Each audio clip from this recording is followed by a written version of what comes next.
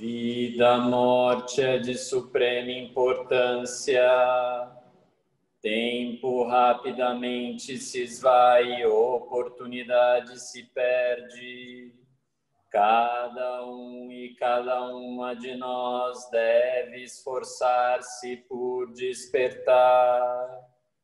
Cuidado, não desperdice essa vida.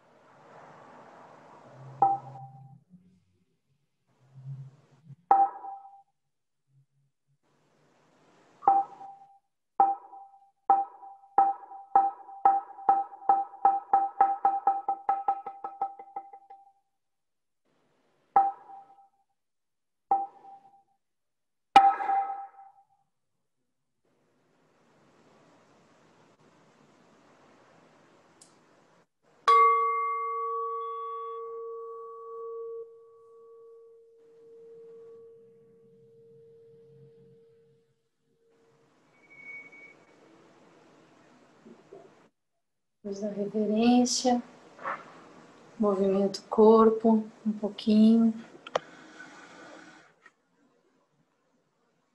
Quem precisar, muda a posição, descruza as pernas. Ou mesmo muda de assento, né, se precisar.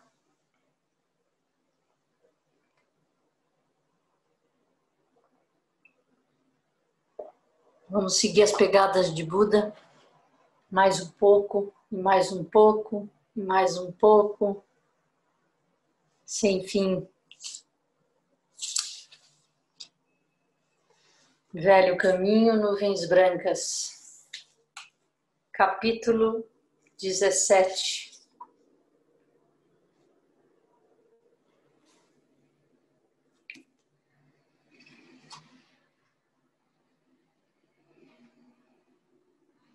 A folha da árvore pipal. Sob a árvore pipal, o eremita Gautama focou todos os seus formidáveis poderes de concentração para examinar profundamente o seu corpo. Observou que cada célula era como uma gota de água de um rio, fluindo infindavelmente através do nascimento, existência, morte. E não conseguia encontrar nada no corpo que permanecesse imutável, ou que se pudesse dizer que contivesse um eu independente. Intermesclado com o rio do seu corpo, estava o rio dos sentimentos, no qual cada sensação era uma gota de água. Estas gotas também se misturavam umas com as outras, num processo de nascimento, existência e morte. Alguns sentimentos eram prazerosos, alguns desagradáveis, alguns neutros, porém tudo era impermanente. Eles apareciam e desapareciam, assim como as células do corpo. Com sua grande concentração, Gautama explorou a seguir o rio das percepções, que segue fluindo ao longo dos rios do corpo e dos sentimentos. As gotas no rio das percepções mesclavam-se e influenciavam uma a outra em seu processo de nascimento, existência e morte. Se a percepção de alguém era equivocada, a realidade lhe aparecia velada. Ele viu que as pessoas eram apanhadas em infindável sofrimento devido às suas percepções distorcidas. Elas acreditavam ser permanente o que é impermanente. Acreditavam ser um eu o que não é um eu. Acreditavam que aquilo que não tem nascimento e morte tem nascimento e morte. E dividiam em partes o que é inseparável e indivisível. Em seguida, Gautama focou a luz da sua consciência sobre os estados mentais que eram fontes de sofrimento. Medo, a raiva, o ódio, a arrogância, a inveja, apego e a ignorância. A plena consciência irradiou-se dentro dele como um sol brilhante. E ele utilizou aquele sol de consciência para iluminar a natureza de todos esses estados mentais negativos. Viu que eles emergiam devido à ignorância. Eram o oposto da mente atenta, eram a escuridão, a ausência de luz. Ele viu que a chave da liberação residia em sobrepujar a ignorância e penetrar profundamente no coração da realidade, atingindo uma direta experiência dela. Esse não era um conhecimento baseado no intelecto, no raciocínio, mas na experiência direta. No passado, Siddhartha havia andado por inúmeros caminhos para dominar o medo, a raiva e o apego. Porém, os métodos que tinha utilizado não geraram frutos, porque eram apenas tentativas de suprimir tais sentimentos e emoções. O monge agora entendia que a causa deles era a ignorância e que quando alguém se desvencilha da ignorância, os obscurecimentos mentais se desvanecem por si mesmos, como sombras desaparecendo sob a luz do sol nascente. O vislumbre de compreensão de Siddhartha era fruto de sua profunda concentração. Ele sorriu e elevou o olhar para uma folha da árvore pipal, impressa contra o céu azul, sua haste revoando para frente e para trás, como se o estivesse chamando. Olhando profundamente para a folha, com clareza, viu a presença do sol e das estrelas. Sem o sol, sem a luz e o calor, ela não existiria. Isto é assim porque aquilo é daquela maneira. Também viu na folha a presença das nuvens. Sem nuvens não poderia haver chuva e sem chuva a folha não poderia ser. Ele viu a terra, o tempo, o espaço e a mente. Todos estavam ali presentes. Realmente, naquele exato momento, o universo inteiro existia naquela folha. A realidade da folha era um maravilhoso milagre.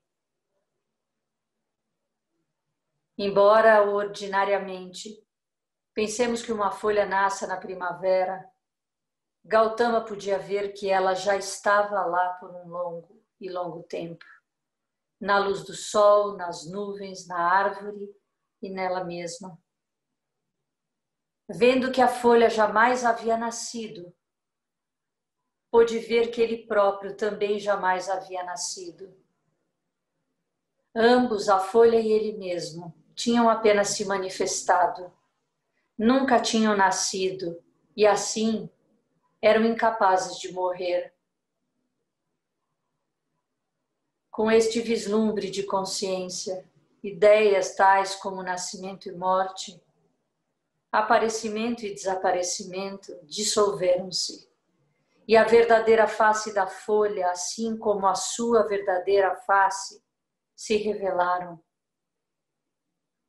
Ele pôde ver que a presença única de qualquer fenômeno tornava possível a existência de todos os demais fenômenos.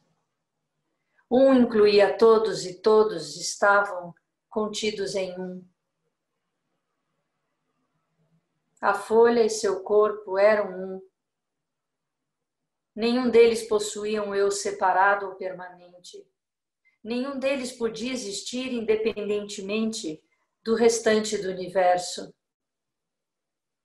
Vendo a natureza interdependente de todos os fenômenos, Siddhartha viu a natureza vacuosa de tudo, que todas as coisas eram desprovidas de um eu separado, isolado.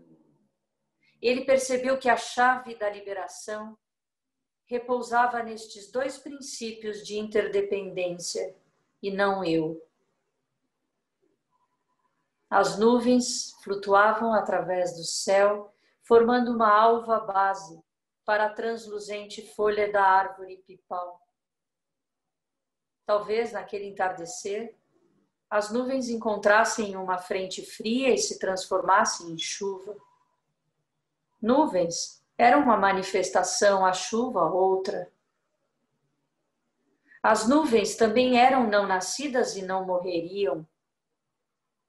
Se as nuvens compreendessem aquilo, Gautama pensou, com certeza cantariam alegremente enquanto caíssem em forma de chuva sobre as montanhas, florestas e campos de arroz,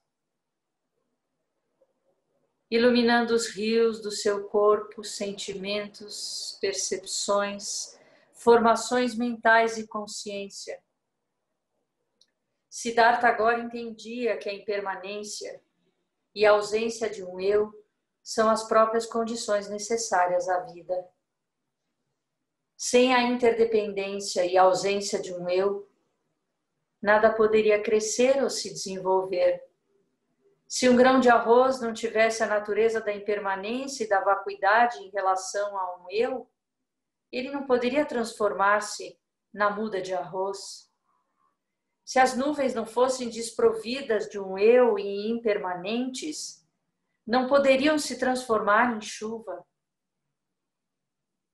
Sem uma natureza impermanente desprovida de um eu, uma criança jamais se transformaria em um adulto.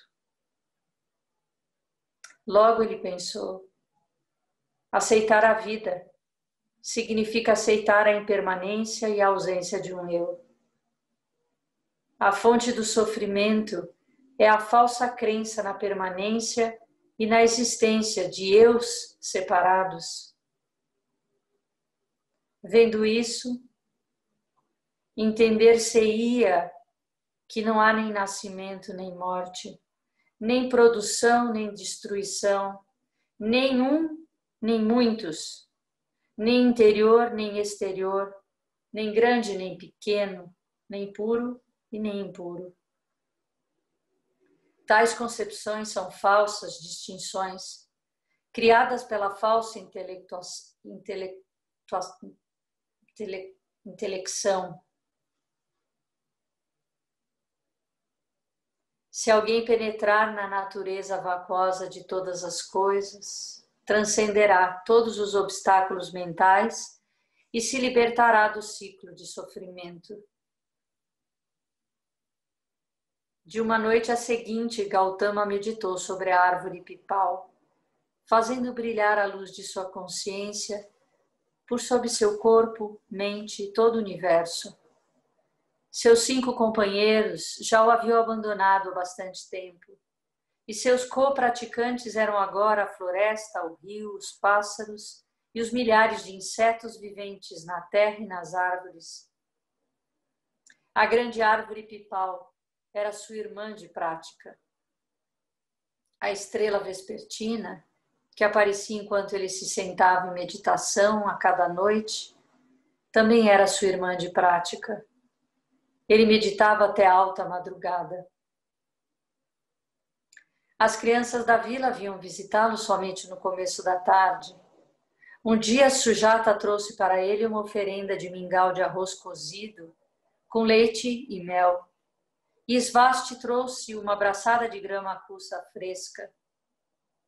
Após o menino retirar-se para conduzir os búfalos de volta a casa, Gautama foi sendo dominado por um profundo sentimento de que alcançaria o grande despertar naquela mesma noite.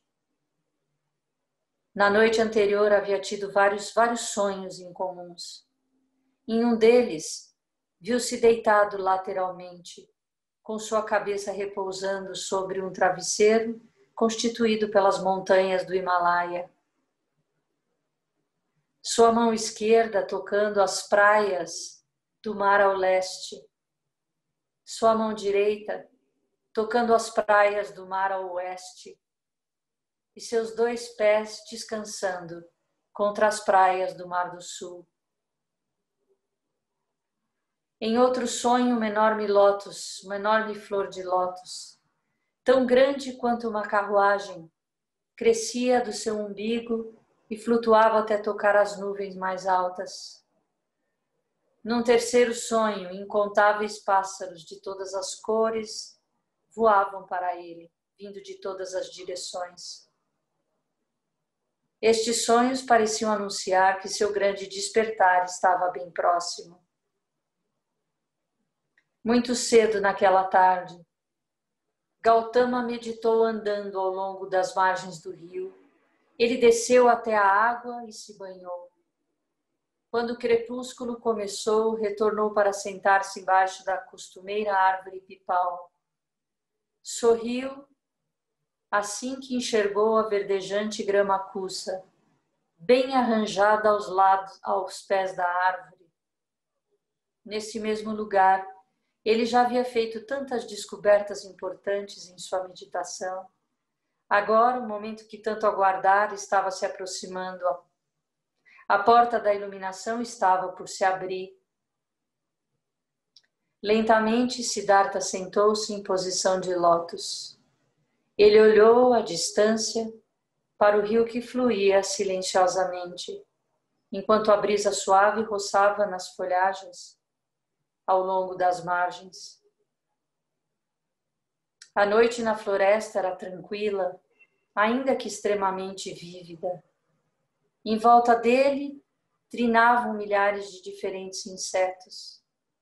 Ele voltou sua consciência para a respiração e semicerrou seus olhos. A estrela vespertina apareceu assim no firmamento.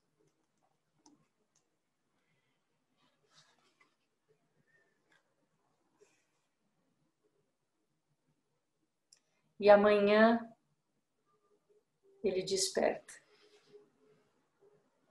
Amanhã é o capítulo Nasce a Estrela Matutina.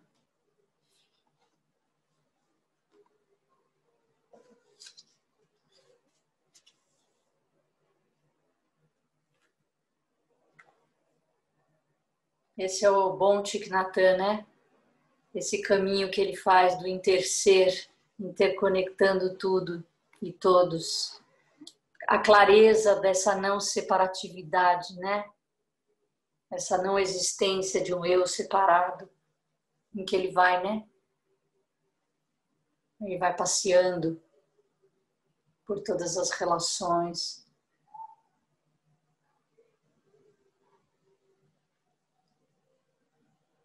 Alguém quer falar alguma coisa?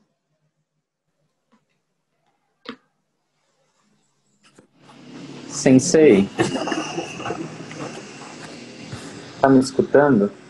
Escutando, Roque.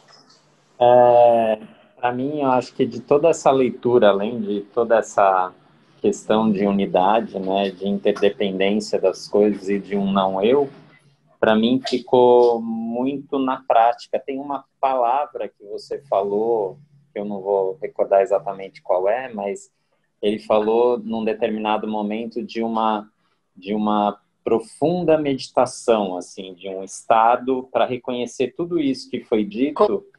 Ele estava ali em zazen, ele estava praticando. Então, assim, tem toda a palavra, tem todo o conhecimento, tem toda... Mas só através dessa prática ou de algum tipo de prática de silenciamento e de unidade entre, talvez, corpo e mente, é que a gente pode acessar esses lugares mais sutis e profundos, assim. Era uma palavra que ele falou, assim. Eu acho que ele usa, acho que consciência e É uma concentração. profunda consciência, eu acho. Jogava a luz, né? Ele repetiu várias vezes essa palavra. E eu acho que poder de concentração. Eu não sei se é um alto poder de concentração, mas é assim, é o estado meditativo, né? Assim, a gente tem que praticar o tempo todo, tá na vida, mas há um tempo de silenciar e experimentar toda essa clareza que o Thich Nhat Hanh descreve em palavras assim que ele já alcançou isso. E ele tenta descrever, nessa experiência, né? Só quando a gente silencia e está nessa experiência. E que lindo que vai ser amanhã no retiro, né? A iluminação parece que foi escrito para, né? Eu achei demais também, quando eu achei que o capítulo ia ser hoje, porque eu já tinha feito uma marcação que esse capítulo era maravilhoso. Aí, quando eu virei a página, eu vi Nasce a Estrela Matutina, que é o que eu leio normalmente no Rohatsu, que é o que conta a iluminação dele, que é linda demais, linda demais. Vai ser muito bom. Aproveitando, então, que você falou, vamos falar do retiro amanhã? Sensei, só voltando um pouquinho, ele diz que não é um conhecimento baseado no intelecto, mas sim na experiência direta. Sim. E você vê como ele vai falando do sentimento, do vida-morte, Da né? morte. Depois ele vai falando das percepções, ele fala dos 5 agregados, né? Desse equívoco também de imaginar que eles também têm uma existência em separado, né? Sim. É muito legal, é muito lindo como ele escreve. Como a percepção enganosa nos faz ver a realidade de uma forma deformada. Isso me chamou muita atenção, e como isso é real, o quanto a percepção errônea nos traz uma realidade completamente deformada, e isso é real, né? Muito rico, nossa, é para ler umas 10 vezes. É mesmo, esse capítulo é realmente bom, o livro todo é bom. Todos eles. Então, vamos falar do retiro amanhã. Posso te fazer uma pergunta? Hi, Yurin. Qual é a página?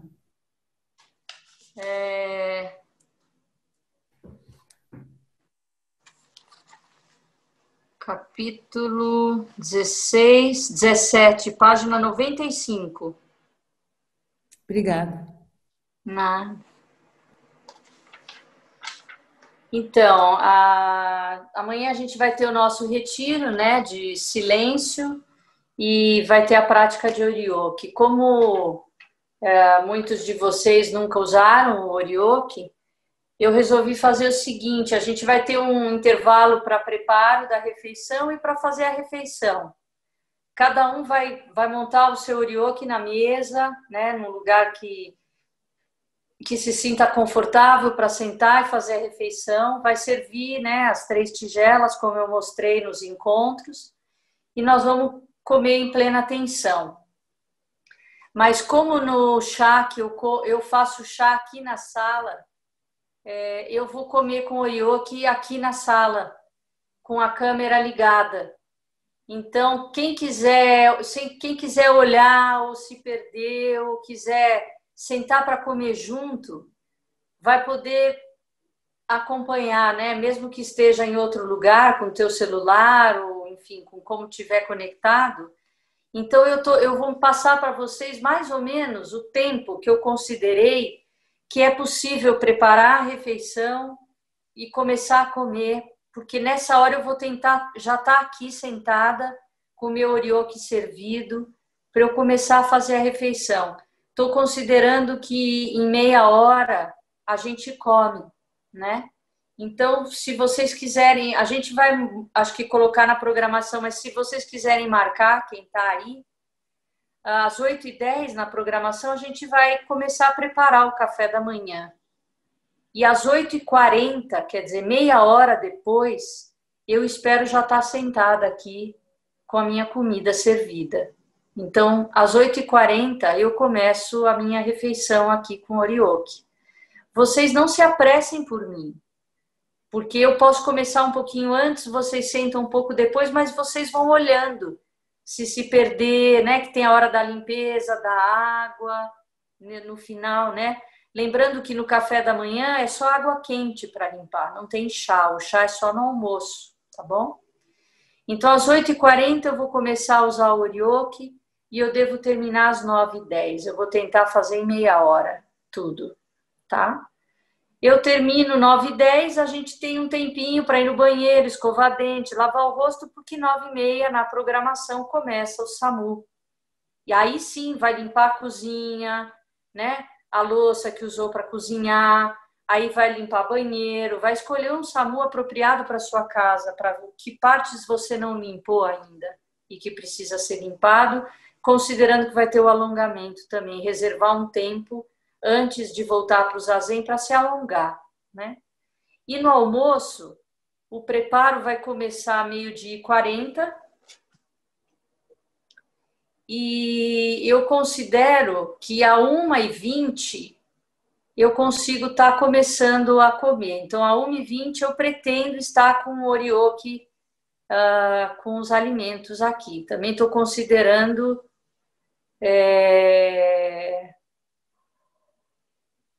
um pouco mais de meia hora aí, né? Porque aí acho que é um pouquinho, tem sopa, tem salada, né? Tem o legume. Então, em 1h20 eu estarei começando e a 1h50 finalizando. Meia hora para comer também. Lembrando que no almoço tem que fazer chá e água quente, deixar pronto. Eu vou deixar já tudo aqui para mim, porque eu não vou levantar para ir na cozinha, eu vou tentar fazer tudo aqui, tá bom? E às 15 horas a gente retorna para o zazen. Então vai ter um tempo aí, até 1:50, tem um tempo, né, para descansar, para ir no banheiro, esticar a perna, né? E voltamos para o zazen às 15 horas. Combinado? Mas outra coisa, falando hoje com o Rokyo e com a Shisen, o ideal para quem vai fazer o okayu, que é a papa de arroz do café da manhã, seria preparar hoje. Quando a gente tem alguém cozinhando, o arroz fica de molho na água a noite inteira. E quem chega de manhã cedo, antes de todo mundo, liga o fogo alto para ele começar a ferver. Quando ele começou a ferver, afasta um pouco a tampa e abaixa o fogo. Não dá para a gente fazer sozinho aqui, deixar o fogo ligado, né? Então, eu vou preparar o meu hoje, à noite, mas amanhã de manhã eu fervo água e eu acrescento água quente no okayu, porque aí eu deixo ele com a papa que eu quero, ele mais molhadinho. Eu não acrescento água fria, eu já ponho água quente, tá? Eu vou fazer mingau de aveia, não tem problema, né? Nenhum. Aí eu faço amanhã, eu vou fazer amanhã. Porque aí tá é perfeito. rapidinho. É rapidinho. Tá. Quem quiser ter uma mais rapidinho, não tem problema. Tá, Wahoo. Hi. E o misogyno seria bom preparar hoje. Rokyo, desbloqueia a minha tela, que eu não estou vendo as pessoas.